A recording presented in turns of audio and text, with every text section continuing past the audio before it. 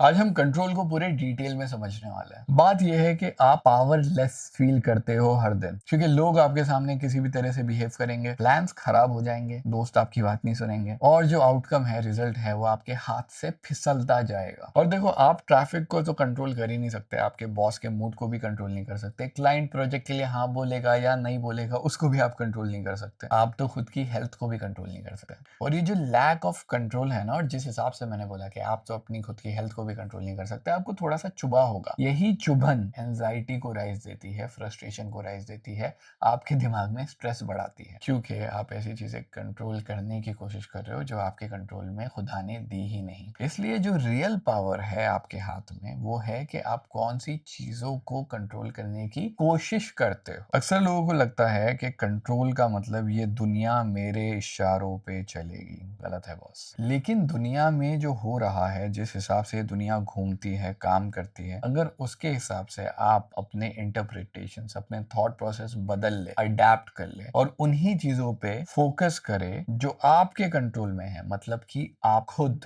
तो आपको एटलीस्ट इतना सुकून हो जाता है that I did what ever I could. क्योंकि हम इंसानों में एक प्रॉब्लम है, हम अपने आप को कई बार बहुत ज्यादा ओवर एस्टिमेट कर लेते हैं कि मैं तो सब कुछ कंट्रोल कर सकता हूँ, मैंने दुआ किया कबूल क्यों नहीं हुआ। और कभी कभी अपने आप को बहुत ज्यादा अंडर एस्टिमेट कर लेते हैं कि मैं तो कुछ नहीं हूँ, मैं तो एक पत्ता भी नहीं हिला सकता, मेरे अंदर तो कोई कैपेसिटी नहीं है। ये दोनों गलत है। हमारा काम है खुद को एक समान अवस्था में लाना, जहां पे हम ये समझे कि बॉस मेरे हाथ में क्या कंट्रोल है, मैं क्या कर सकता हूँ और मैं क्या नहीं कर सकता। जब आप ये समझ जाएंगे तो आप ये समझ जाएंगे कि आपको एक्शन कौन से लेवल तक लेना है, कौन सी चीजों पे एक्चुअल में आपका बस चलता है, और जब वो बस खत्म हो जाएगा तो आप रेस्ट कर लोगे।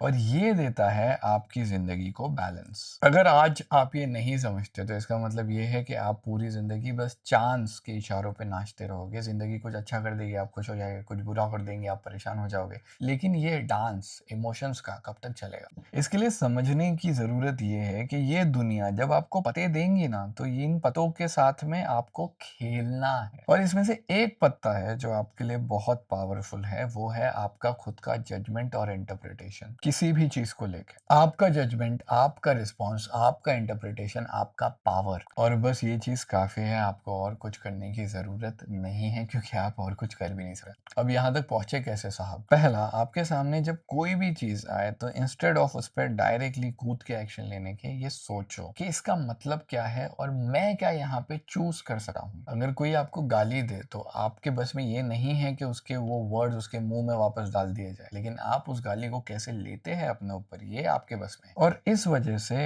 अब बहुत अमेजिंग चीज आती है, वो है चीजों को रिफ्रेम करना। आपने अगर ट्रक ड्राइवर्स को देखा है जो बेचारे 5-6 दिन तक रोड के ऊपर होते हैं, तो कई बार तो जब हम ट्रैफिक में अटके हुए होते हैं हम बड़े परेशान होते हैं, लेकिन कभी आप ट्रक ड्राइवर को देखना, वो इतना परेशान नहीं होता। और ये एक रिसर्च हुई थी जहां पर उन्होंने टैक्सी ड्राइवर से पूछा था कि what do you think about traffic. कुछ टैक्सी ड्राइवर्स ने ये बोला था कि मैं इसे एज अ मेडिटेटिव टाइम लेता हूँ, मैं अपने शीशे चढ़ाता हूँ, आराम से बैठता हूँ, क्योंकि इस वक्त के लिए, अगले 30 सेकंड के लिए या 2 मिनट के लिए मुझे गाड़ी चलाने की जरूरत नहीं है। मैं सुकून से बैठ सकता हूँ, अपने ख्यालों में, अपने ख्वाबों में जा सकता हूँ, और उसके बाद में जब सिग्नल ग्रीन होगा तो मैं वापस चला सकता हूँ। अब यही फर्क है उस बंदे में जो सिग्नल को देख के चिढ़ रहा है, हॉर्न मार रहा है, परेशान हो रहा है, और दूसरा इंसान जिसने इसको रिफ्रेम किया है और सुकून से बैठा है और अपनी जिंदगी जी रहा है। अगर आपका जॉब चला गया तो इसका मतलब है कि आप खुद का बिजनेस डाल सकते हो। ये इजाजत आपको जिंदगी ने दी है, अगर सिर्फ आप इसकी तरफ देखें तो। दूसरा, तीसरा, अपने आप को ना